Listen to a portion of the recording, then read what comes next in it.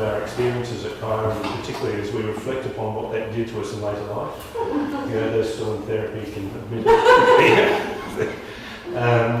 But for many people, it was an experience which, when you reflect back on it, was absolutely critical to who we are today. It is for me. Others might feel that way. And if you look at it through just as an educational experiment, and it was, and it very much so. How do we actually see that as innovation back in those days relative to what we see as education today? And having been through the education system a little bit, I'm amazed that what was achieved, particularly given 28, 29, and in charge of a tearaway educational success. In terms of when you look at education as innovation, this was at the cutting edge. And to reflect back on it and to see what it was and how it came about, and to reflect that you could almost not do it today. That is what I reflect upon is the inability to innovate in this space. And when you see that innovation, and you can see it not only in the pictures we've looked at, but we can see it in sort of how we've been influenced by it. I mean, it is amazing to me. So rather than me blather on, it was really about sort of trying to draw out people's feelings about what that experience was and how it influenced them, and reflect upon what would we do today if we wanted to try and replicate it. Yeah. Well, not replicate it, but at least try. How do you get innovation into an education system? For those people who don't know, the Commonwealth Government is about to have a very, very strict long list of so-called reforms in the education system, which they'll tie money to, which will dictate, not quite down to which flagpole you have to have, but it will dictate many things. In that dictation, it takes out what I call innovation. And innovation is risk-taking, in my mind. And John took a huge risk. Philip and the others who started this up and all the supporters. It was a huge risk. And who actually came to school, our mothers grew up together in Sydney before the Second World War. And when Andrew came back from England and went to this funky place and said, you should come and have a look. So I did in fifth form, I think, in Britain. It looked a little bit scary then, but then I came back in the beginning of the last year, Form 6 as we called it then, in 1973. I think I said to John when they started this reunion up, coming back to Andrew's point about how, Chiron has had such an impact on us all, certainly from my point of view, it's stirred a great interest in education, and whilst I haven't been involved as an educator, I had a long involvement with the school in Oldham called International Grammar School, which delivers a fairly unique curriculum.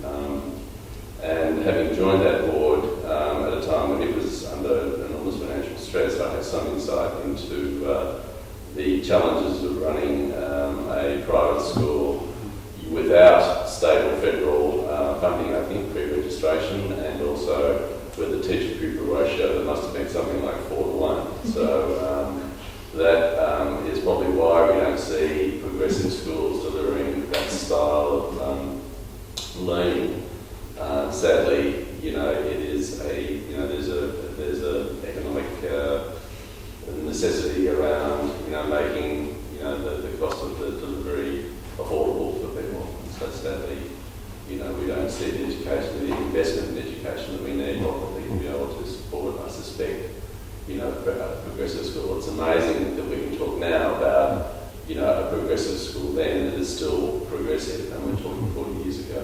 And there's great, there's a lost opportunity in many ways, but looking forward, there are significant changes. Hopefully, some of them will be beneficial. Many of them will be challenging for the education sector generally, and for the private sector in particular. I would say that Chiron appeared at a time it grew up. I know it grew out of the progressive ideas. For example, I had some idea about who A.S. Neil was. There was a school in England called Summerhill. It's interesting to think back and note that, for example, in the ACT, their college system began in about 1975.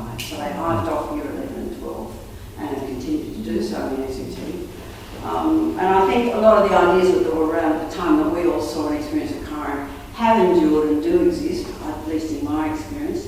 They happen to be in generally independent schools, but they are there, and that is a saving. Some schools still do give them wings. It's hard to look at specific things and say, okay, well, my maths was better or my English was better or something. Those things aren't really pertinent when I try to think about what Chiron did to me or did for me. And it's more the general things, it was more the independence, the self-motivation, strength of character, these type of things, which were the fundamental things that I gained from that school, rather than, I believe, rather than the specific, the bigger things, the really very important things. So, I think that's kept me to a degree in good stead subsequent to that. So I'm very fortunate to have had that job. I was from a very sort of conservative background, came from a very straight school, but one of my mother's oldest and dearest friends was the aunt of this person sitting next to me, and if that person's niece taught at Chiron, then it must be all right. So I think that they had no idea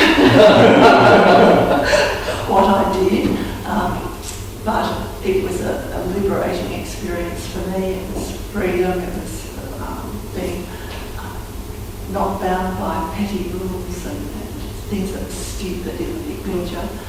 And while I agree with Tim about, it didn't really matter what subject you did or whether you... I do have a lingering guilt about maths and science. I really do. But it doesn't matter because I never did maths or science again after leaving school, so that's all right.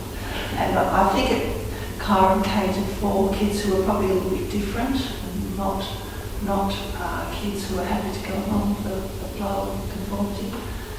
And that certainly stood me in good stead. Thanks, John. 73 and 74, yeah. The most amazing teaching experience in my 40-year teaching career. And it's never been the same since then. Yeah, it's such a shame. And I must say, I went on remember you nominated me to go on the Progressive Schools Committee? Yeah. And we couldn't agree on what was a progressive school in those days. So it never went anywhere. Because everybody had such different views about it at the time. It was certainly the most stimulating, wonderful time with 4 of the most incredible people in the headship of it. Ended up at Chiron quite by accident when a teacher at my then school, in 74, told me about Chiron, which was just down the street. I think 18, 17, 18 is a kind of a magic time of life, and schools then, it was all about fear. They're afraid of what keeping it under control, whereas that time of life I think is about exploration, not just of learning, but socially and sexually, in all sorts of ways. And I got a chance to do that at Chiron. It was great. My blood went cold when I think of the alternatives.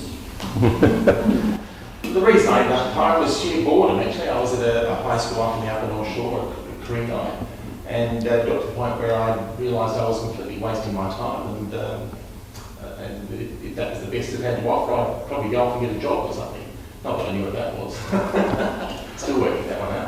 But I came to my father and said, look, I'm so sick and tired of being at this school. I'm looking for a better alternative. And he scouted around and came up with a couple of alternatives, and Chiron seemed like the wankiest one of the lot. I went down and met the people and thought, this looks like great fun. So, and it was. It was a great year. I wouldn't say I totally scaled the heights of academic excellence that year, but it was a lot more interesting and opened my eyes to a range of options that I hadn't seen available in Sydney society up to that point, and set me up for an interesting future. More about that later. And I was there in 1972 for 1 year. I left school a couple of years earlier, So to me, it was just a saving grace to be there and to feel so comfortable and to be in a situation where it was easy to learn and inspiring to learn too. I could go on. Yeah, you would. Hello, I'm Lex Dixon. I first came to Chiron in 1971, not actually as a student, but my boyfriend and my older brother attended, to the point that teachers thought I was actually attending. I actually officially started the school in 1973 and through to 74, and then I decided to come back again in 75. And so I have a lengthy association with Chiron. My name is Peter Ellis. I'm Anne's partner. I was her partner when she attended Chiron. I'm Anne Goff, and I went to Chiron from 71 to 72. And it was a bit of a miracle. That's it. A brilliant miracle we all attended. Anthea Thompson, and I was there in 70 and 75, is that right? And at that time it was NBC, so I was pre-Chiron, I never went to Chiron. Well, it did actually. People forget it was actually named Chiron College in 1970. And to verify that, you can Google. Is that right? And Chiron College for the Herald, and you find the very first ad we put up for teachers was for 1971, but the ad went in 1970. I've just flown in from Beijing, so I'm a little bit tired. Kathy Kroll's 74, 75? Yes. 74, 75, yes. And I'm concurring with everyone so far. I went on to be a teacher and dragged all of the principles that I learned at Chiron into my own teaching practice, so that experiential learning became the main form of teaching, so that the kids out of Mantle Public School, where there was 26 kids, would lie in the long grass in summer and be Burke and Wills, with no water. They'll be growing, carry on. But those kids now seek me out, which is great, and say, I've never forgotten you, I'm a da-da-da-da-da, because of the way you taught, and the way I taught is because I went to Chiron. Fantastic. So it was terrific. I was doing some drama classes in Brisbane as a teenager, and Oliver Sabillette heard about the school. Well, he was a drama workshop instructor in the school, and he told me about it, and I went to the party, and it was sort of like fulfilled my dreams of alternative education, which I used to read under the desk at the Gap Height State High School, reading tracts on education theory. And so I came and joined the school. Virtually as a truant, said goodbye to my mum and dad, took a pair of jeans and t-shirt and changed the Glen Street station, and even schools then were really good at catching up with kids who hadn't turned up for a couple of days. I didn't know about that. Yeah. And it was fantastic, and I came along, and the final party after I got was at Barbie Rowe's house. Yeah.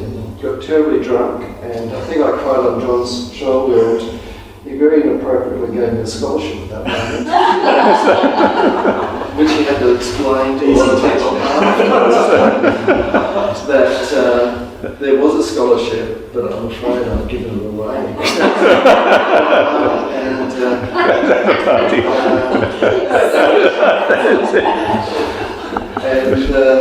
So there were a lot of people who were really keen to get that scholarship.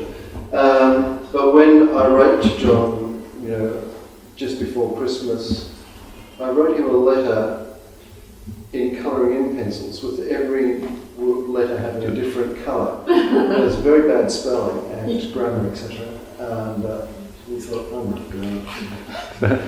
I said I'd do it, so he did. The thing about Mark's story, from my perspective, was that I didn't know much about him until day after day, when we were up there and going off to different events.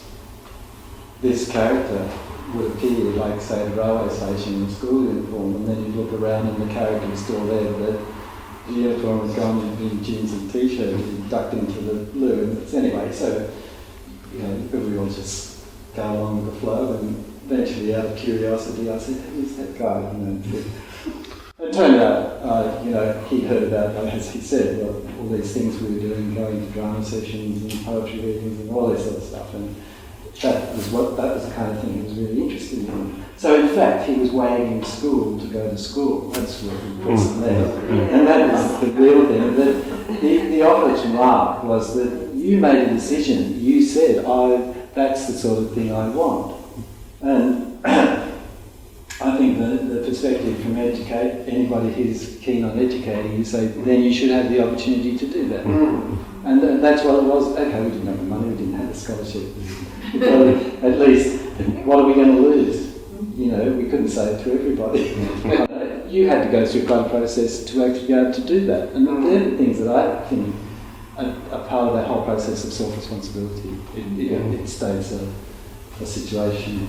Yeah, but clearly you're underestimating your role, John, and that's you're underestimating your role as a crucial agent in this. And we can talk about, you know, making discoveries and learning self-responsibility and all that, but to learn you need to be inspired, and what inspires you is a good teacher. And we have the benefit of lovely teachers who I remember to this day. Yes. And accessible. Yeah. Can I just ask, how many people actually self-directed towards Chiron, and how many people were sort of found that their parents were sort of saying this is an alternative? Because parents play such a huge part in education and informing the educational opportunities for their kids. What part did your parents play in this? Or like Mark, you're very much self-directed, and that's self-directed. Yeah. Susie McVicker, if I can speak for her, she was my neighbour at the time and going to a private school, very, very unhappy, basically, because I had a breakdown. And I said, come to Chiron. And it was revolutionary for her. Her parents also definitely didn't want to go.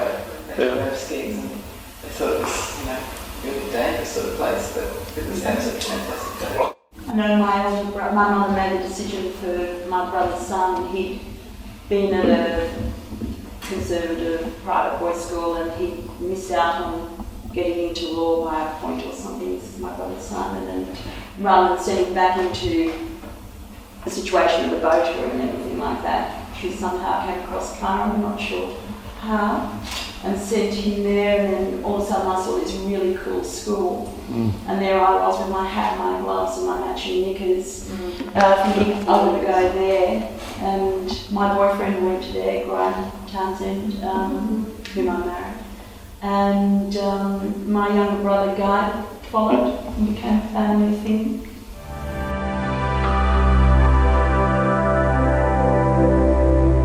I was actually teaching at St Leo's College in Warunga, and that's the year that Philip and I got together.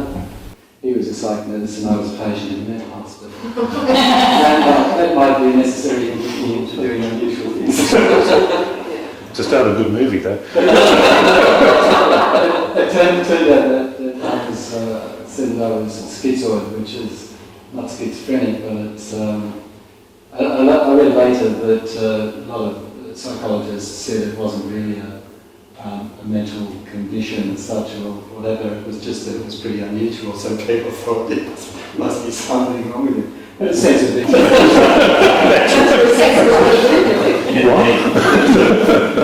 But it turned out that Ros Reed had actually taught at St Leo's, and she was French teacher and English teacher. And Ros was very violent and wonderful personality, and you can see her sitting up on the desk, you know, going on about Yeats or whatever, and in the French class, but it's Leo's with a miniskirt on, sitting, which was all boys' school. The brothers decided maybe they should get a new French teacher.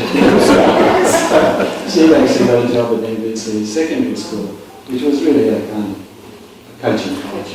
It was mainly kids who failed the leaving certificate at HSC and then went and repeated, but they didn't want to go back to school. Anyway, we met Ros socially because I was at CAS and she still socialised with teachers from there. And Philip wanted to be a teacher instead of a psych nurse. she said there's an English teaching job come up at NBC if you want it, and Phil went and applied for a college. So during that, at the end of that year, they said to me, you should come and teach their teacher, and I said, but I'm happy where I am. So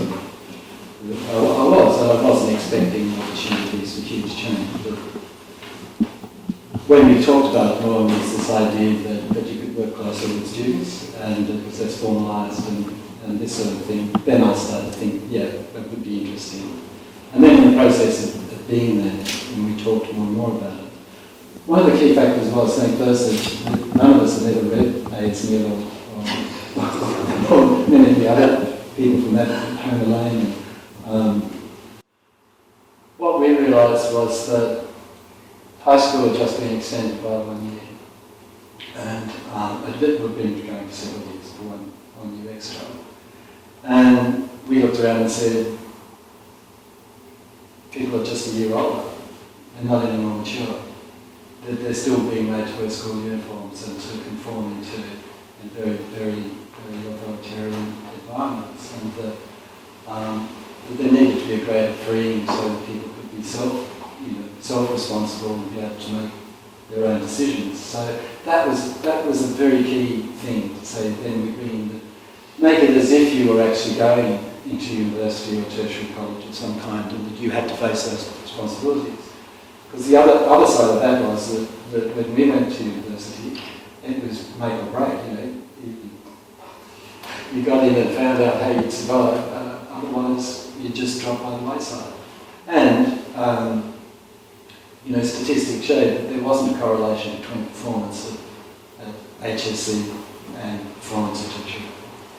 What did eventuate Chiron and why the Department of Education became interested in it was that there was a correlation between performance at HSC and performance at tertiary level, and they were interested to know why. But I won't get into all that. I was just wanting to say that it came from a hands-on experience. It was looking and observing and saying what's going wrong. What's fascinating, I think, with a lot of early people like A.S. Neil and Felix White and so on, but their education was in classics. And that's what I studied at university. And one of the strongest influences there on me was, in fact, the Socratic dialogues, because it was a process of reasoning through asking questions. And Felix makes a point, the best way for young people, for children to learn, is to ask them questions. He said, modern education is about giving answers, so it goes in one ear and out the other. Just speaking up, I was going to say before, just in the Chiron, whilst you can have this connotation of being progressive, so it somehow lacks or lacking in discipline or rules. In fact, when I reflect that there was one of the most challenging learning environments I've ever experienced, is precisely for that question. The reason that you're invited to ask questions and you're invited to take ownership of your response. And I remember in particular with Philip, as I found him a very challenging teacher of literature. And my performance actually, in a scholastic sense, went down like that for the HSC. But the light bulb went on about a year later, and since then I've had a little confidence in my own response to works of any creativity generally, but certainly literature, which a lot of which came from the very significant challenge that Philip would put on the table when you're discussing things. And it was very stimulating in that sense. A number of wonderful other teachers, and Jen, I think I might have had you for a while as well. Wow. There you go. I've got to say, Philip sticks in my memory, and I'd come out of his classes shaking my head. But as I say, the light bulb went on very, very significantly for me. I agree. Philip was incredibly challenging. It was almost like he turned you completely inside out, and you couldn't take any of your previous assumptions for granted. You had to really challenge everything. And I'd come to Chiron because my previous English teacher at my local high school, which was Dartmouth High, had kicked me out of the top English classes for asking questions. Right. And I thought, I'm leaving school, and I left, and I heard about Chiron College through NBC, so I heard about it then, through Richard Mortlock actually, because I was in the Humanist Society with him. And he said, oh, is this great school for dropouts, And you should go there. I think he And yeah, it was absolutely fantastic. And just what you said, I think it was the tutorial model in particular, which I didn't fully understand. It wasn't just the small classrooms, it was that Socrates, you know, question and answer where you were really challenged and you had to think everything through. That was so fantastic. And then for me, what happened when I went to university, it was like going back to kindergarten. Yeah. I had been at university at Chiron College, and I dropped out of university because it just all seemed so stupid now that we were reading texts rather than before. I mean, I went back to uni later and did a fantastic degree that was actually very light. Chiron College, it was communications at UTS, which was at that time very similar, very really challenging thing, handing back all the no, only pass fail, handing back all the decisions to student councils and things like that. It was fantastic. One of the aspects of as we reflect what we send our own kids and what we subject them to in terms of their education is the notion that a good education has to come with a boat shed, a huge set of ovals, and at least 3 indoor swimming pools. But what we found in Chiron is that it was completely devoid of all of that infrastructure that is usually assumed to be the answer to good education. It's machinery. Yeah. We end up focusing so much on this. And I mean, children's school takes $70 million a year. It's got 1,200 students. And springs around in the couches there. So it takes ingenuity out of it. Everything's kind of laid on for you, and you don't really think about all that. Yes. Well, that goes to the question of relative risk-taking, because I come back to that question of innovation. Innovation is doing things differently. To do things differently, you have to be prepared to fail and learn in that failing. And I think that question of innovation comes back to what David said about this was setting us up to be self-motivated learners. It wasn't necessarily always expressed in that term. I think sink or swim is what you said to me. But it was that process of how do you motivate yourself and understand what you want to get out of your learning experience. And Chiron provided an opportunity, but it was an opportunity also that didn't come with big walls around it, which increasingly schools have to have very large, safe environments where the emphasis is the safety of the child in that learning environment, whereas in fact I think that it was completely the opposite, where from my appreciation of Chiron, it became a base. And we were out in the community doing things in the community, and you almost came back to base to synthesise what we learned and to appreciate and understand that. There was a broader community which helped provide that education. So you're going to see the plays rather than necessarily sitting there and reading it. There were so many people, poets, musicians, artists who gave so much of their time and their joy of the experience. But that was very much part of the school environment. And we were asked, Philip and I were asked to write a manifesto about Chiron. Tony's read it recently and described it to me the other day as the language is somewhat quaint, which I thought was quite a compliment compared to what I think it is. But one of the points was that the school should be part of community, not an isolated institution within it. And I think that was the notion of no walls. It wasn't taking people to lessons to learn facts, but to gather data. It was say, there's lots of exciting things going on in the world and things that you can enjoy, but also that you can contribute to. In my experience of working on arts projects, people learn experientially and they talk to others, and Chiron was a bit more structured than that, but it was a fantastic experience for me. But I suppose it's the tension between, what Andrew just said, the self-directed education. You've got something you want to learn, you want to learn it for a purpose, you want to use it to be able to do something, as opposed to go through a structured formal education process and learn a whole lot of things you're not really interested in. Whereas the other model is pushes all these things at you and until you're so saturated with things you don't want to do that you finally find something you might want to do. Yeah. Saturating with all That's this a stuff. challenge for particularly more so boys and as teenagers disengaging in school because there's a whole lot of stuff they don't think is interesting or relevant. They're being shut down there. We need to conceptualise, learning, more broadly, particularly in the school environment, and particularly those later years where you are shaped as an adult. That's not. Of course, it's about learning and your engagement with pedagogy and those sorts of things, but it's also very fundamentally about who you're growing into and learning about yourself and in new interactions. Schools can be such tough environments. And in a way, Chiron, again, was a challenging one. It was a challenging one for me because I came out of a more traditional, school environment where I'd actually had some success, in a conventional way. And then suddenly I was out of my depth, and wow, these cool dudes wandering around and, got the whole language here. And, it's, I won't get into the sports stuff now, that's clearly off the table. Put the badges away. Welcome to the 500. Yeah, that's it.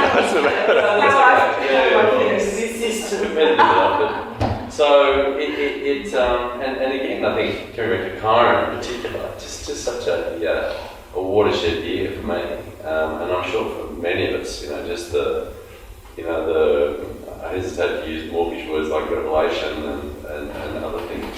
And it was a slow cooking thing too. I think again the point about Philip, there were things that dawned on me a year or 2 or 3 years later that not in a sort of active, come to Jesus moment, but that kind of percolating way that as your I don't know who you are deepens and becomes more complex, and your responses to other people, and most importantly your own sense of self, empowerment and again confidence in who you are and how you interact with people, and you bring something to that, that you give. Something's a great trick of life in the sense the payback on giving. And it's I often feel sorry for people that don't seem to have the capacity to give more often than not. That's because of traumas that they've suffered or the baggage that they carry in. So when they cut you off in traffic, I think, well, clearly you have a really crappy life. I want to let you in. Okay. Zen moment. Yeah, nice family.